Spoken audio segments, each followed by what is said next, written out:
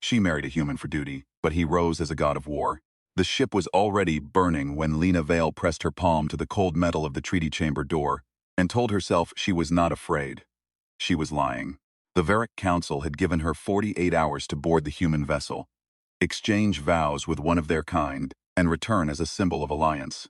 48 hours to bind herself to a species her people had called primitive for 3 generations. The war between the Varric Dominion and the Aerith Coalition had killed 9 million lives in 6 years. One marriage was supposed to stop the bleeding. That was the deal. That was her duty. She stepped inside. The human was already standing there. He was not what she expected. No uniform, no medals. He wore a plain gray jacket and dark trousers, and his hands were clasped loosely behind his back. He looked at her the way someone looks at a thing they are trying very hard to understand, without letting the confusion show. His name was Cole Harlan, 31 years old, former military. The file she had read said he had served 6 years in the Earth Defense Corps, and left with a record that used the word distinguished 3 times, and classified 4 more times than she could count.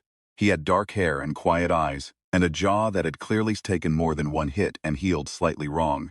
He was not tall by human standards, but something about the way he stood made the room feel smaller. She said, formally, "I am Lena Vale, second daughter of the Varric High Line. I stand here by order of the Council," he said. "Cole Harlan, I stand here because I chose to." That was unexpected. Every report she had read said humans followed orders like all other species. This one apparently had a different understanding of the word order. The ceremony took 11 minutes. An Aerith mediator spoke the binding words in 3 languages. Cole repeated his portion without hesitation or stumble. Lena repeated hers with precision she had rehearsed for 2 weeks. When it was done, they were given adjoining quarters on the neutral station of Kival 9 and left entirely alone. She sat on one side of a shared wall and listened to him move around his room.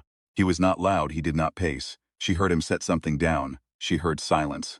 Then she heard the low, steady sound of him doing physical training at 11 at night for 40 minutes without stopping. She did not sleep. At dawn, she found him in the corridor outside, holding 2 cups of something hot. He held one out to her without speaking. She took it. It was a bitter drink called coffee that humans consumed in quantities she found alarming. She drank it anyway. "You read my file," he said. It was not a question. "Yes, then you know I have done things your council probably found useful as credentials and disturbing as bedtime reading." She looked at him over the rim of the cup. "Yes, good," he said. "Then we understand each other." She did not tell him that she understood nothing about him yet, that everything he did seemed to sit slightly outside the frame of what she expected, that the council had chosen him specifically because his record suggested he was controllable, and she was already not sure they had read the same file she had. 3 days passed quietly. On the 4th day, a Varric courier ship arrived with new orders. The Aerith Coalition had broken the ceasefire on the Outer Rim. 2 human colony stations were under attack. Lena was to return home immediately. Cole was to be reassigned to a human vessel and kept away from active zones for his own protection. His own protection. She watched him read the orders on the shared screen. He was very still. Then he said quietly, "Who authorized the protection clause?" she said. "My council. They believe your presence in an active zone would complicate the Alliance optics." He set the tablet down. He did not raise his voice. He did not argue. He simply looked at her and said, "I am going to the Outer Rim. You have been ordered not to. I know." She stared at him. "You would disobey a direct joint council order within 4 days of this alliance being formed?" He picked up his jacket. "I would go where people are dying and I can help." "Yes." She opened her mouth to tell him that was not how this worked. That the alliance was fragile, that the optics mattered, that he needed to be careful and contained and quiet, because that was the role the council had designed for him. He looked at her and she stopped. There was nothing cold in his eyes, nothing reckless, nothing that looked like a man making a stupid choice. It looked, she realized with a sensation she had no Varric word for, like someone who had already decided and was simply waiting for her to catch up. She was quiet for a long moment. Then she said, "I am coming with you." He had not expected that. For the first time she saw something flicker across his face. Not surprise exactly, something closer to recalibration. "You understand what you are walking into," he said. "No," she admitted. "But I understand what you are. And I think the council made a significant error in their assessment." He zipped the jacket. "Yeah," he said. "They usually do." The courier ship left Kival 9 at Eero 300. Lena sat in the co-pilot seat and watched the stars stretch. Cole flew without assistance and without asking for it. He had already pulled up battle maps she had not been given access to. He had already identified 3 weak points in the Aerith flanking pattern. He had already sent 3 encrypted messages to contacts whose names were not on any file she had ever seen. She watched him work and understood, fully and finally, that the Council had not acquired an alliance symbol. They had no idea what they had acquired. The outer rim looked like the inside of a nightmare. Lena had been in conflict zones before. She had seen the administrative aftermath of battles, the casualty reports, the cold math of who survived and who did not. She had never been in the thing itself, inside the noise and the burning and the living chaos of a firefight that had not yet decided which way it would fall. Cole landed them on Vantis Station with all external lights cut and the ship running on minimal power signature. He had not explained the approach. She had not asked. She had simply watched him do it and understood it was not his first time sliding into a burning place without being noticed. The station was a human colonial outpost, 4,000 residents, primarily families of miners and traders. The Aerith had blockaded it from orbit and sent 2 ground units through the lower docking bays 6 hours ago. Station security had held them at the central corridor junction, but was running out of both ammunition and people. Cole spoke to the security chief, a wide woman named Petra Cole, who had the look of someone who had been awake for 30 hours and was running purely on will. "How many shooters do you have left?" he asked. 3 wounded and pulling light duty. "Aerith unit count? We think 40, maybe 45. He nodded. He did not say anything reassuring. He did not tell her it would be fine. He asked where the maintenance shafts ran, whether the environmental control systems were still online, what the Aerith unit formation looked like at the junction, and whether any of her shooters had experience with directed pressure charges. 2 of them did. Lena stood back and watched him build a plan out of scraps. He used what was there. He did not wish for different resources or better odds. He looked at what existed and began rearranging it into something that could work. She had studied military history. She knew the names of great human tacticians. She had read their accounts with the particular detachment of someone who found the subject interesting, but not personally relevant. It was different, watching it happen in front of her. He placed his 8 able-bodied defenders at 3 points. He sent the 2 with pressure charge experience into the maintenance shafts above the junction with specific instructions that took him 90 seconds to deliver, and that they understood immediately. He asked Lena if she could operate a Varric communication scrambler. She could. "I need the Aerith unit frequency blocked for 4 minutes starting at my signal. Can you hold it that long?" "Yes, good." He looked at her for one moment with something she still did not have words for. It was not warmth exactly. It was closer to the look of someone who has decided to trust a bridge before they step on it. Considered, clear, irreversible. Then he picked up a weapon, moved toward the junction, and the plan began. She handled the scrambler. She listened to the sounds from the corridor, and she did not let herself imagine what was happening. She held the frequency block for 4 minutes and 12 seconds until his voice came through her earpiece and said simply, "Clear." It had taken 15 minutes. 43 Aerith soldiers were neutralized. 3 were detained. None of the station's remaining defenders were killed. 2 were injured, neither critically. Petra stood at the junction entrance and stared at him. "Who are you?" she said. "Cole Harlan," he said, "currently attached to Varric Diplomatic Liaison." Petra looked at Lena. Lena met her eyes and said nothing because she did not have an adequate answer either. They stayed on Vantis for 6 hours to help stabilize the station and begin evacuation protocols. Cole spent those hours moving through the station, talking to people, checking structural damage, organizing supply distribution, helping carry equipment. He did not sit down. He did not eat. He checked on the 2 injured defenders 3 times. Lena watched him and thought about the file she had read. Distinguished, 3 times. She thought about the 4 classified entries. She thought about what a person's record looks like when most of what they have done cannot be written down. On the ship back to the neutral zone, she said, "You have done this before. Many times. Yes, the Council chose you because your file suggested you were manageable." He looked at the navigation display. "I know. You knew that when you agreed to the arrangement." "Yes," she sat with that for a moment. "Why did you agree?" He was quiet for long enough that she thought he might not answer. Then he said, "Because someone had to, and because I was tired of watching people die for reasons that a conversation could have prevented." She thought about the 9 million lives. She thought about 6 years. She thought about a treaty that had taken this long and cost this much and still might not hold. "The council is going to hear about what you did today," she said. "I know. They will not be pleased. No. They will try to reassign you, remove you from active involvement, keep you contained." He turned and looked at her directly. "And what will you do?" She had not expected him to ask that. She had not prepared an answer. She realized, sitting in the co-pilot seat of a stolen courier with the smell of a burning station still faintly in the air, that somewhere in the last 72 hours the question of what she would do had become considerably more complicated than it had been when she boarded the ship in her formal ceremonial dress and told herself she was not afraid.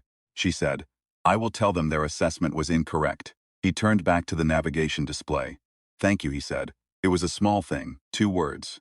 But something in the way he said it made her understand that he did not offer that particular phrase lightly. That to him those 2 words carried the weight of something real. She looked out at the stars. The Alliance was 6 days old. The outer rim was still burning. The Council was going to receive a report that would not match any of their projections. She found surprisingly that she was not afraid anymore. She was something else entirely. The report reached the Varric High Council in 40 hours. Lena knew this because she wrote it herself. She did not soften it. She did not frame it carefully to protect anyone's position. She described what happened on Vantis Station with the same precision she would apply to any military assessment. And she included her own conclusion in the final section. The conclusion read, "The human designated as diplomatic liaison demonstrated tactical and strategic capability that significantly exceeds the Council's initial classification. Recommendation: immediate reclassification and reassignment of protective protocols."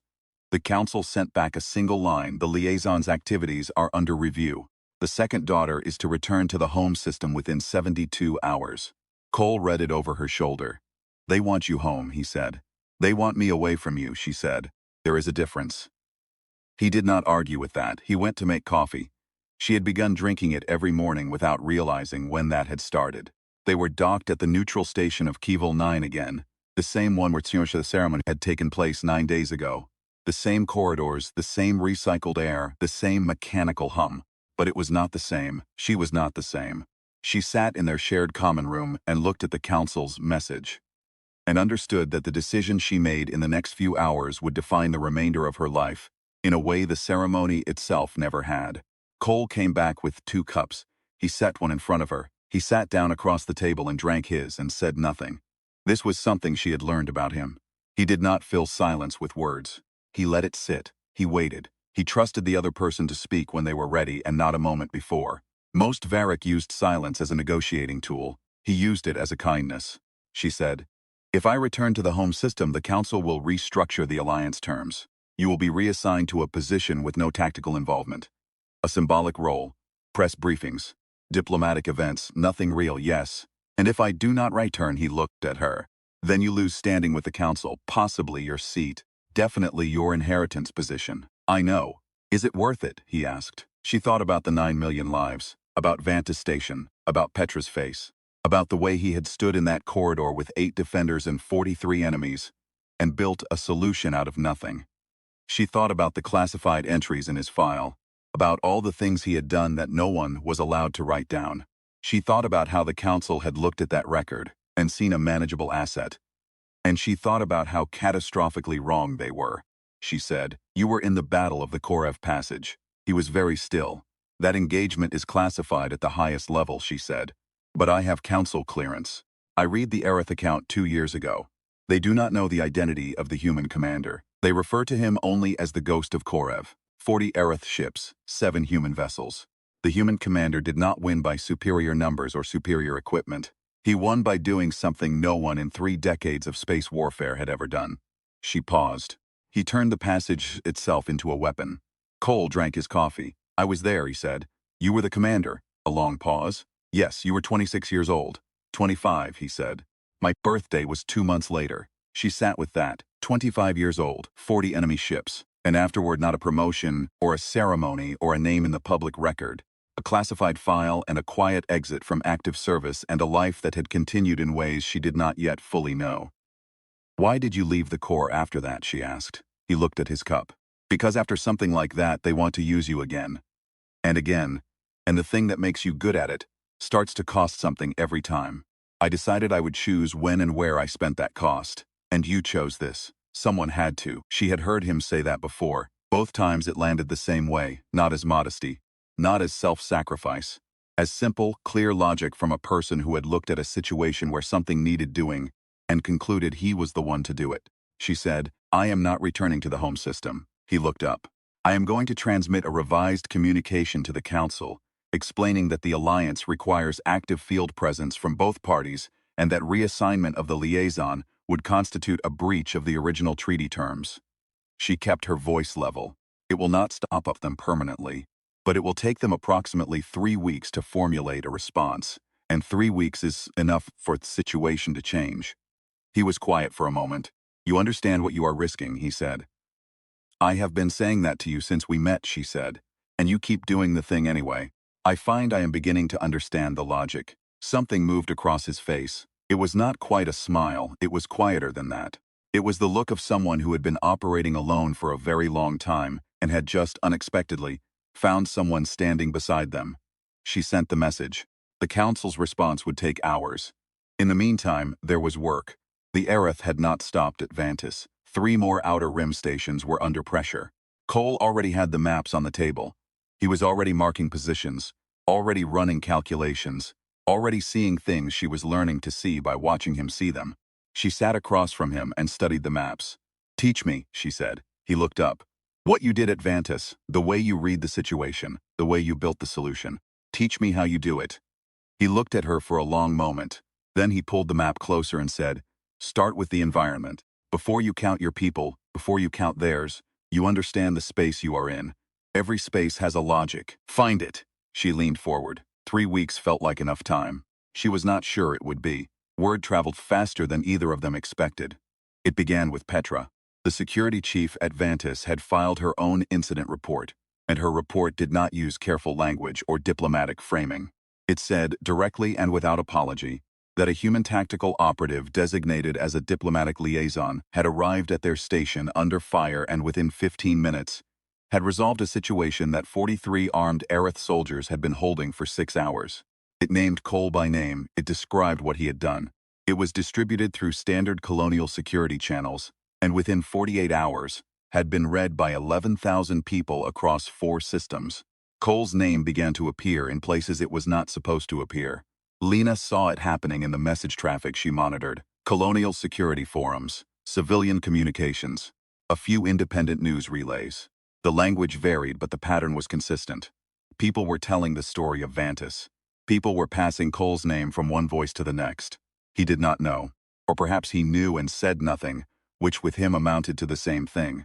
They were on a fast courier again, moving toward a station called Dray Point that had reported Aerith incursion activity in its lower sectors. The Council had not yet responded to Lena's message. The 3 weeks she had calculated were still mostly ahead of them. The work was immediate, and the work was what mattered. Dray Point was different from Vantis, larger, more complex. A trade hub with 6 separate commercial districts, multiple competing security jurisdictions, and a civilian population closer to 30,000. The Aerith activity was not a direct assault. It was something more subtle and in some ways more dangerous. Aerith agents had been moving through the station for 2 weeks, cutting supply lines, recruiting disaffected residents, dismantling the station's internal communication infrastructure piece by piece. Cole spent 4 hours walking the station before he said a single word about a plan. Lena walked with him. She watched where his eyes went. She watched him stop at certain intersections and look at the geometry of corridors, the placement of access points, the angles. She watched him talk to people, a cargo handler, a maintenance technician, a woman who ran a food stall in the commercial hub and who knew every piece of gossip on the station because everyone passed her stall eventually. By the time they sat down, Cole had a picture of the station in his mind that none of the official briefings had contained. "The Aerith are not planning a ground assault here," he said. "They are planning a collapse. They want the station to fail from inside. Power failures, supply shortages, communication blackouts. Enough internal tension that residents start demanding the Council abandon the post. It is slow and it is quiet and it is very effective." Lena studied the map. "How do you reverse it? You restore the things they have been cutting. And you do it in the right order." He laid it out. Communication infrastructure first. Because information is what keeps a community from turning on itself. Supply chain security second, identifying which lines had been compromised and which could be rerouted. Then, carefully and without creating panic, the removal of the Aerith agents embedded in the civilian population. Not through force. Through the most effective tool he had used on Vantis, without her fully recognizing it at the time. He knew people. He found the person in every room who others listened to.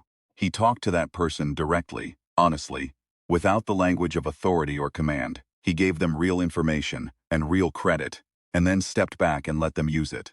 "You are not a general," she says to him once, while watching him talk to a group of dock workers who had started the conversation hostile and ended it volunteering to help restore a damaged relay station. "You are something else." "What?" he asked. She thought about it. "A general commands," she said slowly. "You convince, not through persuasion, through making people understand that the situation is real and that they are capable of responding to it. You transfer your own certainty into them." He looked at her with that quiet, recalibrating expression again. "That might be the most accurate thing anyone has ever said about how I work," he said. She filed that away. She filed many things away when it came to him. On the third day at Dray Point, two things happened at once. The first was that the Council's response arrived. It was longer than a single line this time. It outlined formally and with considerable legal scaffolding that Lena's treaty argument was being assessed, that her conduct was under review, and that the alliance protocols required both parties to operate within designated parameters. It was essentially a warning. The second was that an Aerith command ship arrived at the outer edge of Dray Point's sensor range. It was not a patrol vessel. It was not a scout. It was a Tier 3 command ship, the kind that coordinated large-scale operations, and it had arrived with 2 escort frigates and a signal profile suggesting it was there to accelerate whatever the embedded agents had been setting up. Cole read the sensor data and said nothing for a while. Then he asked the station commander for everything on the command ship's captain. Name, record, history, known tactical preferences. The name came back. Captain Sorvik Dane, Aerith Coalition, 30 years of service. Regarded within Aerith military circles as brilliant and methodical and almost never surprised. Cole read the record twice. "He is expecting us to defend," Cole said. "He has built his plan around the assumption that we are here to hold the station. That is what every defender has done in every engagement he has run in 30 years. Lena looked at him. "You are not going to defend. No. You have one courier ship, a station security force that has been undermined for 2 weeks, and 30,000 civilians, yes. And you are going to do what, exactly?" He looked up from the sensor data. His eyes were very calm. "I am going to make him think he has already won," he said. "And then I am going to take his ship." She stared at him. She thought about Karev Passage, 25 years old. 40 enemy ships. She thought about the Council's file. Distinguished. Classified. Classified, classified. She thought about the food stall woman and the dock workers and Petra's face. She said, "Tell me what you need me to do," he told her.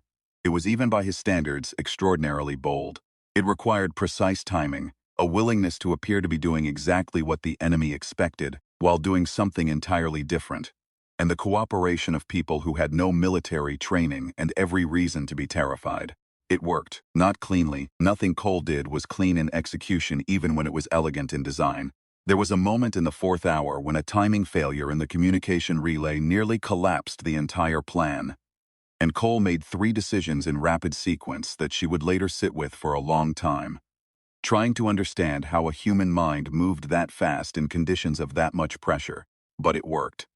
Sorvik Dane's command ship was taken with its crew intact and its systems functional. The 2 escort frigates withdrew when they lost contact with the command ship. The Aerith agents on the station, cut off from coordination, were detained by the dock workers, who had spent 2 days being quietly organized and prepared for exactly this moment. Cole stood on the bridge of the captured command ship and spoke directly to the Aerith Council via open channel. He was calm. He was clear. He offered to return the ship and crew unharmed in exchange for a formal withdrawal from all outer rim stations currently under pressure. He did not threaten. He did not posture. He laid out the facts of what had just happened and what could happen next, and gave them the logic and let them follow it to the conclusion he already knew they would reach. They accepted.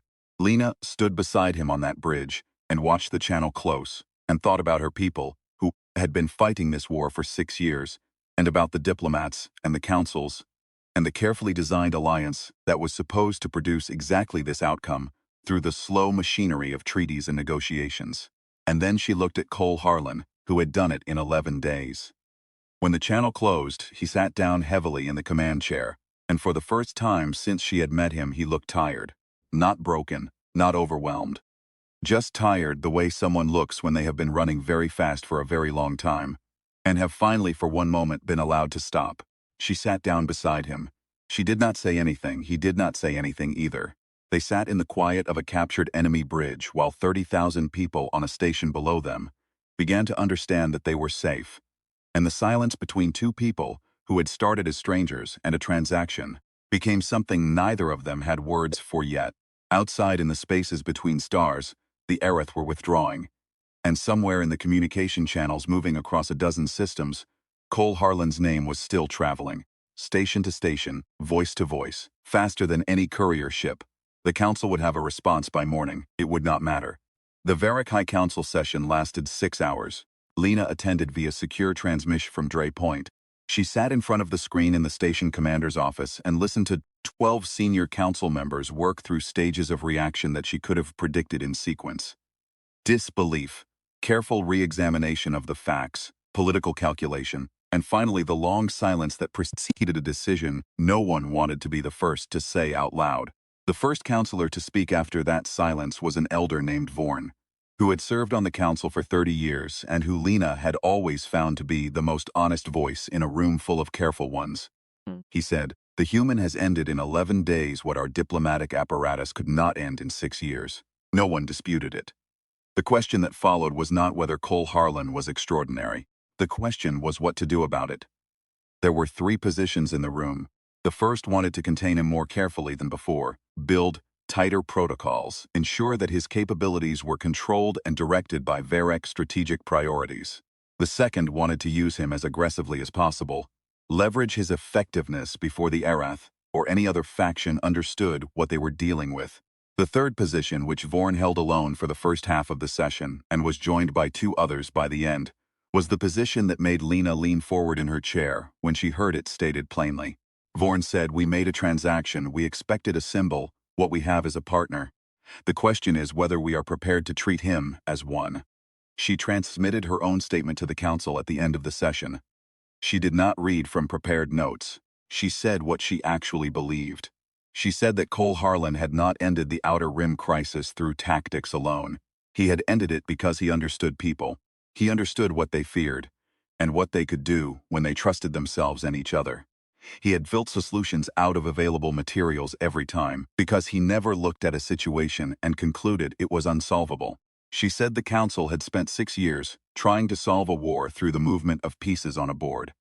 And he had walked into the same board and changed the rules of the game. She said the council needed to decide whether they were interested in what he could actually do or only what they had initially planned to do with him. The council went into closed deliberation. The answer came back in 2 hours. It was not everything. It was not the full partnership Vorn had described, but it was a formal reclassification, an acknowledgement of Cole Harlan's contribution to the Outer Rim resolution, and an authorization for continued joint field operations with Lena Vale as the council's appointed liaison. It was, she understood, the council moving as fast as it was capable of moving. Cole read the authorization on her tablet and handed it back to her. "They still want to manage it," he said. "Yes, they will keep trying to limit the scope. Yes, and you will keep pushing back." It was not a question. "Yes," she said anyway. He looked at her with the expression she had stopped trying to name because it did not translate. "How did the session go?" he asked. Outside the formal content. "How was it?" Vorn used the word partner, she said. 12 people heard it. 3 of them are still thinking about it. Cole tuned slowly. "That is how it starts," he said. She thought he meant the process of changing institutional thinking, the slow work of shifting positions one conversation at a time. She thought he was talking about councils and politics and the long game of structural change. Later she understood he might have meant something else. They left Dre Point the following morning. The station was stable, the supply lines restored, the communication infrastructure rebuilt, the 30,000 residents moving through their lives in the ordinary business of a station that was no longer threatened. Petra had sent a second message, this one personal rather than official, which said simply, "Tell him we remember." Cole read it. He folded the message carefully and put it in his jacket pocket. In the months that followed, the pattern of Vantis and Dry Point repeated in places whose names Lena had not known before and would not forget after. Station Kel 7, the Maris Corridor, the mining platforms of Outer Durith. Each time the situation was different. The logic, the patience, the refusal to see a problem as fixed, the way he moved through a community and understood it before he tried to change it, was always the same. The Aerith Coalition, which had spent 6 years fighting a war and 11 days losing its outer rim strategy to one human in a courier ship, began asking questions through back channels about the identity of the individual driving the collapse of their campaign. Their intelligence services produced a dossier.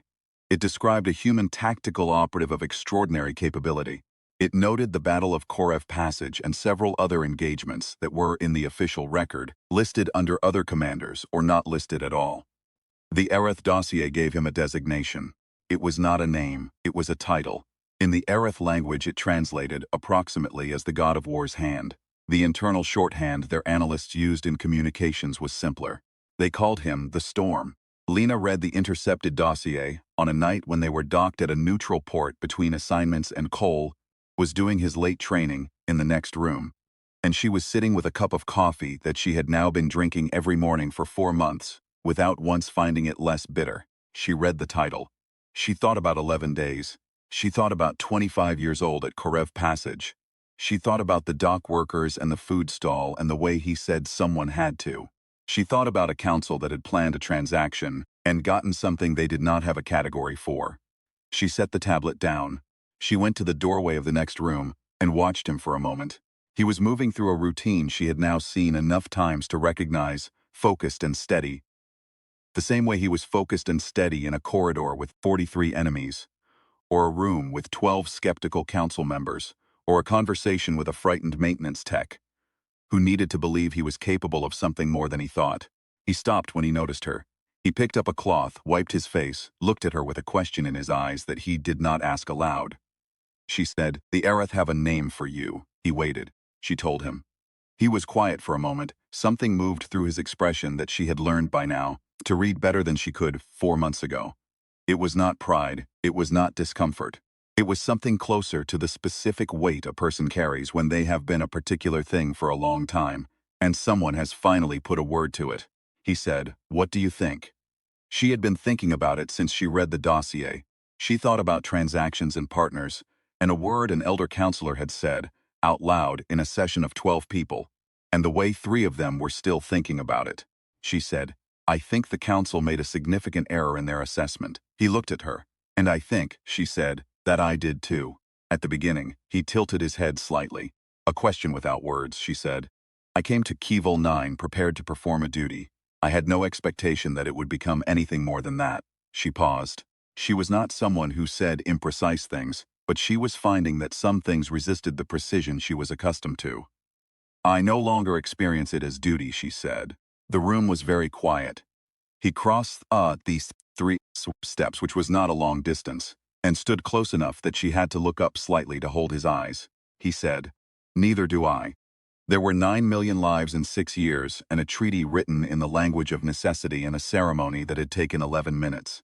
There was a war that was still technically ongoing in the slow, formal sense of wars that have lost their momentum, but not yet their official status.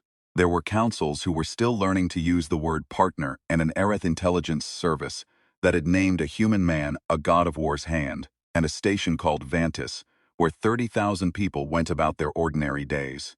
And there were 2 people standing in a small room on a neutral port, who had started as a transaction and become something neither of them had had a word for at the beginning." Cole Harlan reached out and tucked a loose strand of her hair back from her face. It was a small gesture, quiet, precise. She had been studying his gestures for 4 months, and she knew by now that none of them were careless. She said, "The council will convene again in 3 weeks. There are 4 more contested stations. The Aerith back channel inquiry suggests they may be open to formal talks." "I know," he said. "We have a great deal of work ahead of us." "Yes," he said. "We do." The coffee was cold on the table behind her. Outside the port window, the stars were the same stars they had always been, indifferent and permanent and vast. She looked at the man the Aerith called the Storm, and the council called an asset, and who had said, twice, simply someone had to. She had come to him for duty. She stayed for something the Varric language had a word for, but she had never expected to use in this context, in this life, about this person. The word meant, in its most direct translation, the one beside whom you are willing to be changed. She did not say it out loud. She did not need to. He already knew.